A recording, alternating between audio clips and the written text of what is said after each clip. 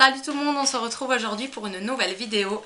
On m'a demandé de faire la vidéo sur mon parcours scolaire et professionnel, donc je vais vous la faire tout de suite. Il n'y a pas grand chose à dire puisque je ne travaille pas, mais on va quand même parler de certaines choses. Alors, j'ai fait donc maternelle, primaire, collège. Tout se passait très bien et j'ai redoublé ma troisième parce qu'en fait je n'avais pas eu le brevet des collèges. C'est vrai qu'en quatrième j'avais décroché, je préférais faire l'intéressante en classe. C'était plutôt pour moi être belle pour aller en classe, c'était pas pour aller travailler, c'était pour un peu plaire aux garçons, hein, je le cache pas. Donc moi ce qui m'importait c'était vraiment d'être la plus belle de la classe pour aller en quatrième. Donc j'ai totalement décroché. Et ce qui fait que j'ai perdu le fil. Donc pour la troisième, j'ai dû redoubler parce que je n'avais pas eu le brevet des collèges et tout simplement parce que je voulais l'avoir. Et aussi, il n'y avait pas de place au lycée où je voulais aller pour la coiffure. Moi, je voulais toujours faire coiffeuse. Ensuite, la deuxième, troisième, donc, il n'y avait toujours pas de place pour entrer en classe de coiffure parce que je pense qu'ils regardaient les moyennes. J'avais eu mon brevet des collèges.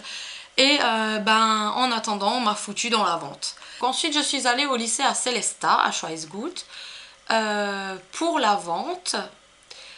Et la première année, j'étais au lycée complètement, en classe tout le temps.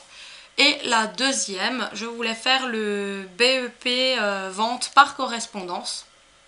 Donc, je l'ai fait. Et j'avais un patron sur Igvire. Et donc le BEP normal la première année en classe tout le temps et le BEP par alternance en deuxième année. J'avais changé. Donc c'était exactement très possible. Ce n'est pas un CAP, c'est vraiment le BEP par alternance.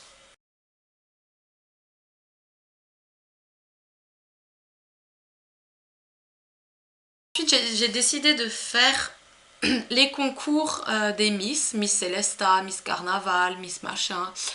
Et je m'étais inscrite à Miss Célestat. Et de là, pour présenter, donc j'étais arrivée quatrième. De là, pour présenter les habits et tout ça, je me suis fait repérer par différents magasins qui voulaient de moi pour défiler pour leur magasin en fait, ou être modèle coiffure. Et donc j'ai persévéré là-dedans, ce qui fait que j'avais 3 à 4 défilés par année. Ouais. Non, un peu plus. J'avais 3 défilés pour les collections automne-hiver et j'avais, il me semble, 3 défilés pour printemps. Ça dépendait. J'avais les salons de coiffure, j'avais les vêtements courts à Célestat qui n'existent plus maintenant. J'avais la lingerie de Villers qui a changé de propriétaire maintenant. J'avais qui encore?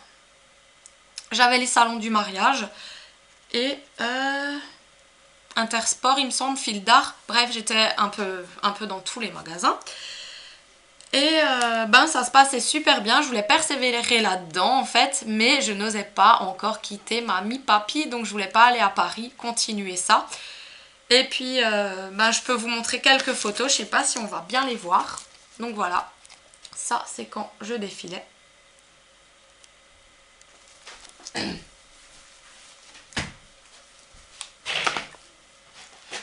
En plus, c'était super bien payé. Donc voilà, c'était moi. Donc au défilé de lingerie, on recevait 200 € et un bon d'achat d'une valeur de 100 € pour une lingerie de notre choix. Voilà, donc je défilais avec d'autres filles. Elles, je peux pas les montrer parce que sans leur accord, on peut pas. Donc là, c'était encore moi sur les podiums et tout ça. Voilà. Là, c'était pour vêtements courts à Célestat. Donc là, j'étais encore toute timide. Là, c'était avec les autres filles. Là, je pinçais les lèvres. J'étais trop timide. Ici. Donc là. Voilà. Et voilà, c'est à peu près tout, quoi. Que j'ai en photo, que j'ai retrouvé en photo. Les autres doivent être dans mon ancienne chambre chez ma grand-mère. Et j'étais souvent dans le journal. Donc là, il y a écrit mon nom. Il y avait marqué là. Comme hier, Jennifer. Donc c'était moi. J'étais où? Ici. Voilà. J'avais une tête de... Je sais pas. J'étais crispée. Donc ça c'était pour la collection automne. Les mémoires d'automne. Donc il m'avait pris en photo. Et j'étais... Donc voilà, j'ai en 2 exemplaires parce que ma famille a acheté le journal. Hein. Et j'étais à Diefenbach Oval, full au défilé de mode. Donc là, j'étais, je sais pas si on va bien voir, j'étais là avec mes lunettes. Là, à côté du présentateur. Voilà. Donc c'était un truc trop bien. Voilà, c'était un beau passage de ma vie. Si j'avais été moins timide ou moins... pas papa-maman, mais papi-mamie, parce que je vivais chez eux, bah je serais partie à Paris et voilà. Mais bon, après, j'avais décidé d'arrêter, je sais plus pourquoi, parce que je crois que je m'entendais plus avec les filles du groupe et tout, il y avait de la jalousie entre nous, vous savez comment c'est les filles, hein, entre elles. Donc j'avais décidé de me retirer et puis de là, j'étais tombée enceinte. Suite à ça, un nouveau magasin m'avait recontacté pour faire des défilés et j'avais dû refuser parce que j'étais enceinte de 5 mois de ma fille et j'avais proposé de défiler après. Et puis finalement elle avait retrouvé une autre modèle. Et puis il s'avère qu'elle m'avait remplacée. Ensuite, quelques mois plus tard, quelques petites années, 2 années je crois, quand j'étais enceinte de mon fils, elle m'a recontactée pour la lingerie et j'avais dû refuser parce que j'étais à nouveau enceinte. Et là, c'était complètement bousillé, j'avais grossi, le ventre était pas redevenu normal. J'avais grossi, c'était plus possible pour moi d'être modèle lingerie. Parce que quand on a des enfants, ben voilà, la première ça a été. Le deuxième, il m'a tout niqué. Mais bon, c'était mon choix. Et j'avais arrêté d'être mannequin et franchement c'est un truc que maintenant ça me rend nostalgique parce que c'était de très belles années. J'avais même fait un défilé de street line à Célesta. On avait organisé ça dans la boîte de nuit. Je sais plus comment elle s'appelait cette boîte de nuit. C'était à Erstein ou un truc comme ça. Le JM3. Et franchement c'était top, hein. Franchement c'était trop bien, on faisait des soirées, on avait tout gratuit, c'était vraiment une époque très très bien. Et bref, ensuite j'ai eu mes enfants et il fallait que j'essaye de retrouver du travail. Mais moi qui suis trop près de mes enfants, j'ai commencé à vouloir rester à la maison, à m'occuper des petits, je me sentais tellement bien comme ça, que j'ai commencé à prendre mes marques et à ne plus vouloir travailler. Ensuite, j'ai fait quand même des recherches. Et puis, j'ai fait des CV, j'étais à Pôle emploi. C'était... Voilà. Mais rien ne me plaisait, c'était vraiment la coiffure. Donc, j'ai décidé de tout mettre en place pour faire de la coiffure. J'ai réécrit au lycée, tout ça. On ne m'a pas pris. Après, j'avais 25 ans.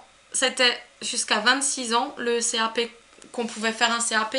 Et les 26 ans passés, j'ai plus tenté ma chance. Parce que c'est vrai que je tentais tous les mois de mai ma chance pour entrer dans un lycée, pour trouver un patron, pour faire le CAP coiffure. Et je trouvais même pas de stage.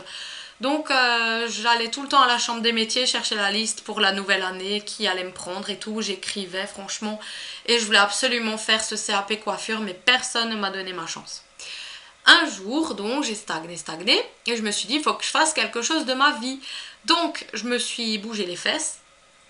Je suis allée au Greta, je crois que ça s'appelle.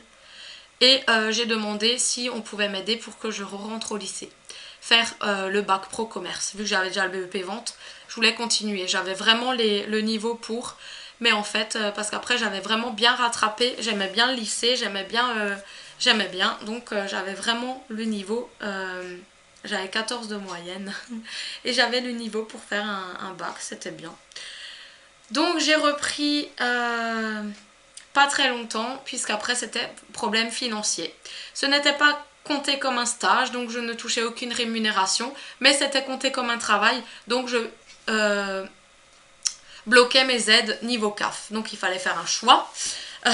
J'ai choisi d'arrêter pour continuer à percevoir mes allocations, puisque de toute façon, en étant en classe toute la journée, je ne touchais rien du tout, alors que j'avais trouvé la place du péri, j'avais tout fait, les petits étaient casés et tout. J'ai dû arrêter niveau financier, sinon j'aurais bien continué mon bac pro commerce. Et puis ensuite, et le pire c'est que quand ma fille elle est rentrée au CP, j'ai reçu l'allocation rentrée scolaire. Je me suis même acheté mes fournitures scolaires à moi avec son alloc à elle, enfin l'alloc que j'avais reçu pour elle en fait. Et on a fait nos affaires de classe toutes les deux, mais bon ça va pas durer longtemps. Et ensuite je suis de nouveau restée à la maison, mais étant démotivée, je voulais vraiment faire de la coiffure. Donc je me suis dit, je vais tout mettre en œuvre pour faire le CAP coiffure par correspondance. Donc, fallait payer forcément. Donc voilà, ce CAP coiffure, je l'ai passé 2 fois, j'ai révisé. Personne ne voulait me prendre en stage, c'était en candidate libre. Il y a 6 semaines de stage en candidate libre qui sont très conseillées. Moi, personne ne m'a pris, j'ai fait jusqu'à Colmar, personne ne me voulait en stage. Donc je me suis débrouillée pour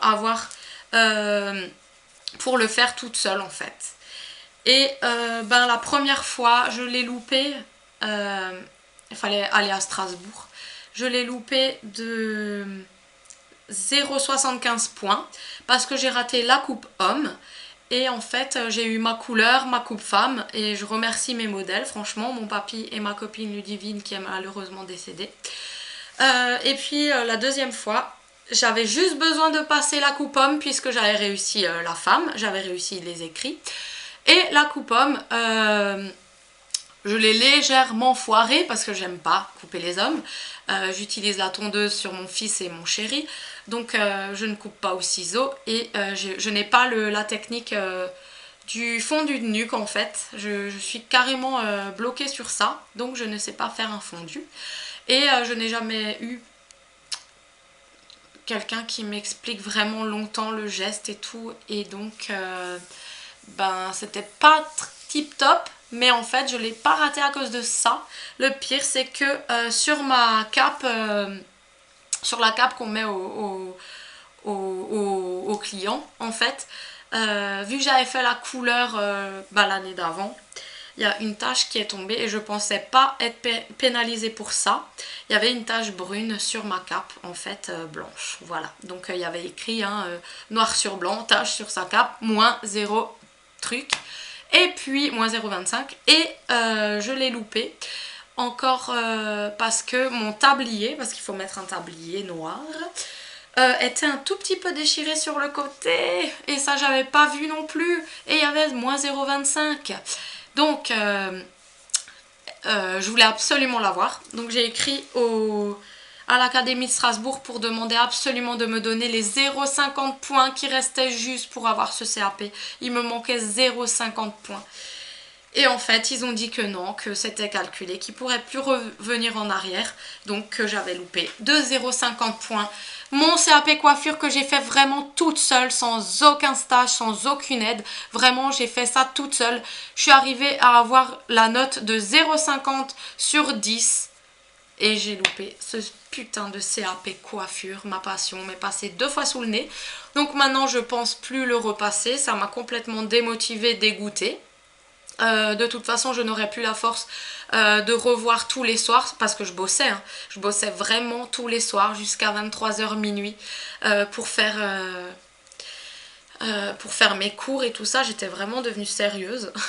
Et en fait, voilà. Et puis même, c'est astreignant, faire garder les petits pendant 2 jours de suite parce qu'il faut être à 7h à Mulhouse, à 7h15 en train de couper, il fallait se lever très tôt. Moi, j'ai plus personne qui peut garder mes enfants puisque ma grand-mère et ma mère, ils sont tombés malades. Donc, je sais pas comment je ferais. Alors, c'est plus la peine. Voilà. Maintenant, mon parcours professionnel, c'est... je sais pas si je vais persévérer plus dans YouTube. Ce serait bien finalement parce qu'on est chez soi, on gère comme on a envie.